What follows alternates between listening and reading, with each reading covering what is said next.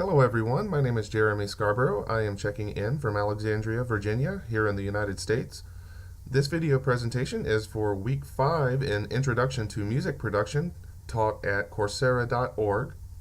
This week we will be discussing using reverb in recording, and more specifically, algorithmic and convolution reverbs. In today's lesson about reverb, we will be offering a definition of reverb, followed by a short discussion of the two basic types that are used in DAWs, and these are algorithmic and convolution reverbs. Our lesson will conclude with a few helpful hints in how you can use reverb in your recording. Now you may be thinking to yourself, what is reverb?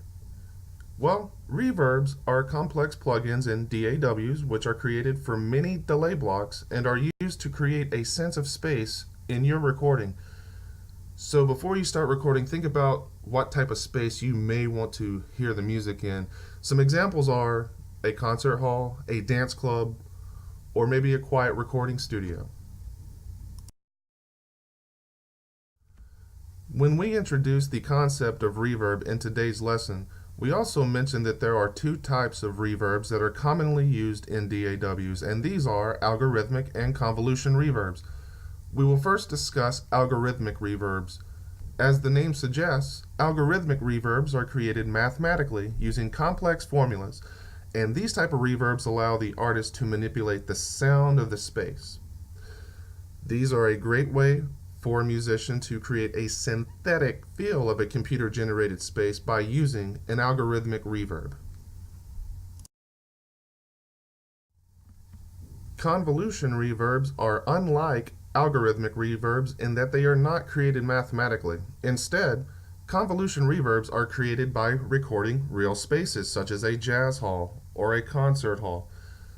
These type of reverbs can be applied to the sounds that are currently being used in the DAW and are used to create a real feel of an actual space being used in the recording. Now that we've learned about the types of reverbs that are available in the recording environment, here are some helpful tips in being able to effectively use these in your recording. Before you start to apply reverb, imagine what type of space you want to hear the music played in. Do you want to hear the music in a concert hall? Or do you want to pretend to have a concert that's being played in front of a live audience in the Grand Canyon? You're able to do this by applying either the algorithmic or convolution reverb in your recording, but please use this tip. Use reverb sparingly.